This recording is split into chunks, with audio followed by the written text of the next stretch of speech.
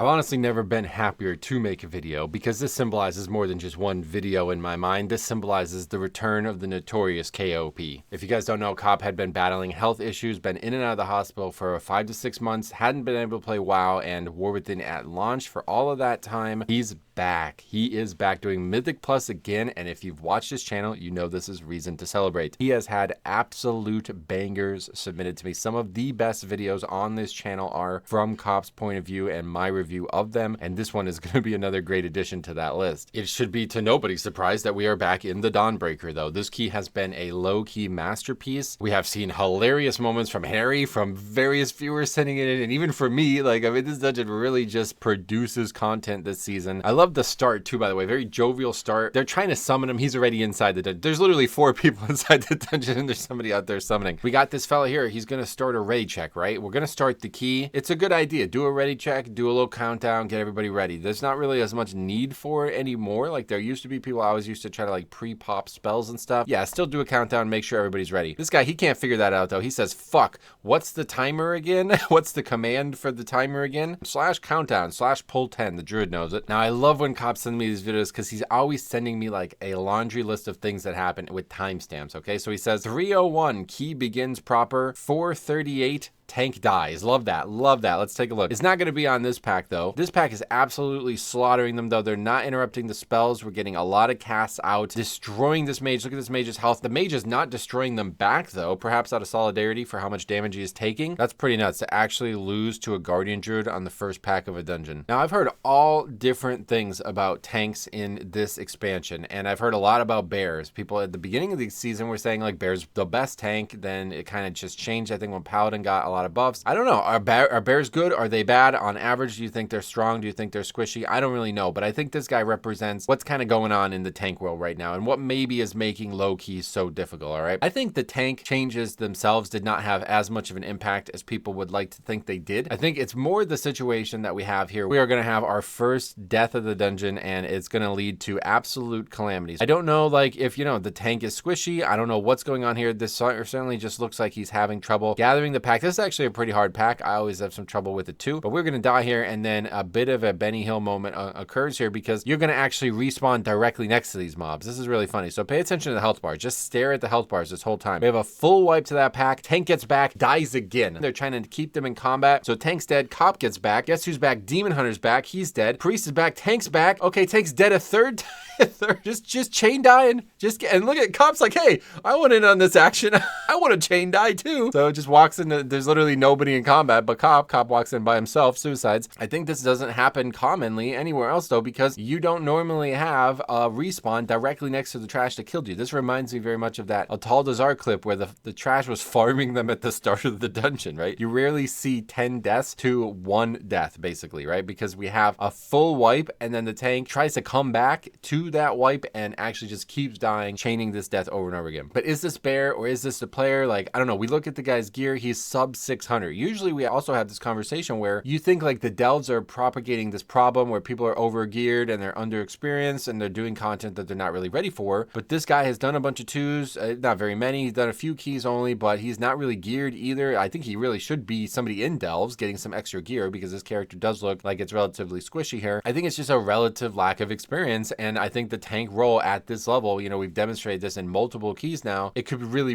matter. It has a bigger impact on the dungeon than any other role at this level. And I think, you know, we talked about the tank changes a lot. I don't really buy it. I really think the tank changes are generally not having much of an impact on the game in general, but I think they could have a huge impact on the low end, because I think before it was very easy to not press any buttons as a tank and still survive. In Dragonflight, the tanks became extremely powerful passively, and that kind of stopped being true after these changes. But obviously you shouldn't expect to be powerful passively, and so anybody who is actually playing their spec is not really going to have that issue, and that's why I think at the top end you don't really see any tank issues, but at the bottom end you see this chaos that's unfolding here. But like, yeah, here's the general inexperience we're talking about, right? Like, so we're going to kill this pack. We got to sit here and wait to fly anyway. I guess not everybody's spamming their buttons, right? The tank, we can see on the bottom near the mini map there, the tank's just not really moving. Maybe got the map open, maybe trying to figure out the dungeon. I don't really know, but of course everybody expects the tank to be moving. So they're up here getting too close to trash, getting auto attacked. Trash is all split up. The tank is going to finally come back here and actually pick up the trash, but it's such a slow response that the mage ultimately ends ends up dying from this kind of chaos that unfolded. And this is just something I predicted in the very beginning of the season. Now, I predicted Dawnbreaker being one of the worst keys. I think the tuning is crucial for why it is not, and why it is actually one of the best keys. I think if it was tuned harder, if the timer was tighter, this would actually be the hardest key, because as you see, moving from place to place is always a problem, especially in low keys. Now, to truthfully say that I had any problems with this in higher keys, I can't do that. Like, there's not really been a moment in higher keys where people do this, but we see it all the time in low keys. This will be now the 4th video on this topic, and it's always the same. It's stuff like this. Look at Druid takes a ridiculously conservative route over to this. I have no idea why you would land up here as a tank, and then people start getting auto attacked again because they land just a little bit closer and the trash aggros. Traveling is always an issue. Moving, we had this in Core Stars. We had this in all the low keys we reviewed, even the ones that Cop have sent me in the past as well, have always been about this problem, and now Dawnbreaker really shining a spotlight on that. Now, if you want to pull a spotlight out, use it for this moment, because this is vintage Cop. I am so glad he's back, and I hope he can laugh at this as much as we are about to. So we're going to kill the mob, we're going to click the barrel, Cop's going to get on his mount, and then instead of using his mount, he's going to use the roll spell for some reason. Then he's going to use the die spell for a great reason, and we're going to laugh for a very, very important reason. I love just watching his character slowly plummet to its death. That is vintage Cop, and it's not the first time we've seen it before. If you've never seen this clip, this is on his channel. He's doing a leveling marathon. You can see the timer there, 17 hours into this marathon, playing Demon Hunter. I mean, maybe even more ridiculous with its movement. He's going to be trying to fight these mobs. This is kind of dangerous. He's in a little bit of danger right now, so he may be thinking a little bit too much about this movement stuff, and then he's just going to use Fell Rush and literally fall off the planet. Like, the planet is not under him anymore. Tell me another place where you can say that, where you actually glide off the planet. This is a one-of-one moment, and it is vintage Cop. You see the reaction in the chat, even from me and the other viewers, man. Vintage Cop right here. But they're on the first boss, and we know that this boss does a lot of magic damage. It is 5 tyrannical, so yeah, it could be a little bit harder than maybe people expect, but it's a bear, and I think historically bears have been very weak to magic. This is a fight that's really going to probably rip open a lot of people who are not ready for that magic difficulty. I think the problems are truly exacerbated by the way he's trying to do the fight, though. Like, he's just constantly trying to move the boss here. I get it, people are not baiting the puddles very well, but like, this is the mistake that would get me killed too if I did this. People bait it poorly, then that's it. Like, you just have to move just enough and stay in range. Like, just constantly backpedaling, constantly not in range. Very, very, very risky play here. You're not generating resources. I don't know exactly how it would work as a bear, but I know if I was doing this as a Blood Death Knight, I would be in severe danger, and he is nearly going to get one shot. He lives on a sliver of health. I actually thought he died there, but he does not die there. Instead, Luna dies. That's our 13th death. Now, we have no healer, so we're going to get back and just be in a ready immediate danger. It takes us so long to battle res the healer that 2 more people have now died. The Obsidian Beam is still trucking this guy, but at least we have 1 DPS, 1 healer, and 1 tank, so we should be able to finish this. Going to have Collapsing Knight on Cop now every time, which is going to make this tank's problems even more so. One big tip for you, Cop brother, if you ever get this mechanic, you can actually move preemptively. So as soon as the spell goes out, you can just roll and you will not take any damage from it. You definitely want to try to bait this, though. There will be times when you have multiple melee. It's going to be on you to just move out, because as you see, dropping it on top of the boss is going to cause chaos and is ultimately going to be what leads to the problems that cause this to be a wipe. So again, tank continually backpedaling, not staying in range here, probably not generating a lot of resources, struggling to maintain high health. Collapsing Knight again, just right on top of the group. Every time it's going to go out on Cop, just dragging this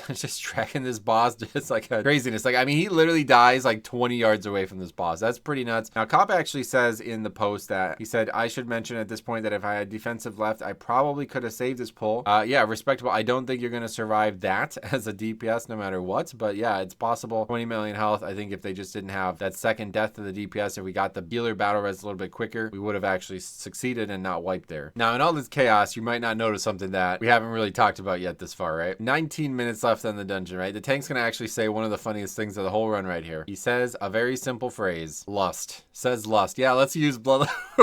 We've already missed a whole use of it. Never used a spell. Look back just to make, I've never used a spell the whole time. We go 31-minute dungeon. We're at 19 minutes, still haven't used the bloodlust spell. That's just, yeah, really problems begetting problems there. I think if we bloodlusted on the previous pull, we would have killed it too, right? We have 18 deaths racked up at this point in the dungeon. We see the mage go down to the beam there. Just beam's gonna come out. I don't know, you can't really see his character, but I guess he's just standing in it. Just gets ran over by it, and that guy's dead now. I'm actually shocked nobody dies to that. We haven't seen that on this channel, but you can actually fly too far away or not far away enough and you will die to that. You would think that would happen more in low keys. So now that there's only 2 melee DPS left, that meaning the puddles are always going to be on the boss, and we've already seen the tank reacting very, very poorly to this, just like kiting to his death, basically 20 some yards away from the boss right now and just gonna get destroyed. And that is ultimately going to be it right there. Tank goes from alive to dead to offline. Cop sends me this message: I counted at least 5 tank deaths. I truly don't think any of the issues were healing. The healer, like I said, is another viewer of ours. She said that she didn't realize how squishy the tank was at the start, that she did everything she could to keep him alive after the first death. Yeah, and I think reality is that you're just not going to be able to do anything about this. This does so much magic damage that if this tank is not preparing for this damage, you will not keep them alive during this. But yeah, tank just going to ultimately pull the plug, just give up. Really sad, to be honest, because, you know, this guy's got a lot to learn, and if he actually enjoys playing tank, it's not ever going to get any easier. Ironically, we talk, like I said, about delves all the time. This fella just needs to go get a little bit more gear. Cop is cold and battle hardened, though. Says 23 deaths in first 15 minutes of a key. If the tank had broached the subject of calling the key, I also think if the tank also just said that they needed some, you know, of additional knowledge and support, they might have gotten that from this group as well. But the tank does nothing and instead goes offline like a coward. That is a direct quote from the man. He's back in the game, brother. So yeah, unfortunately wasn't able to stream today. Just too much going on, but we will be back to streaming tomorrow and then more videos coming on this weekend. I'm just really glad to see Cop back. There has been absolutely no shortage of great content submitted from Cop's point of view, you know, because he exclusively pugs as a DPS, especially a non-meta DPS, and I think that collects a lot of craziness. So stay tuned for his stuff. It's going to be linked down below. He's having some trouble with his microphone right now. Hopefully we can get that sorted out, but otherwise we will be back with more streams soon and then more videos coming this weekend. Thank you for watching. We will see you guys in the next one.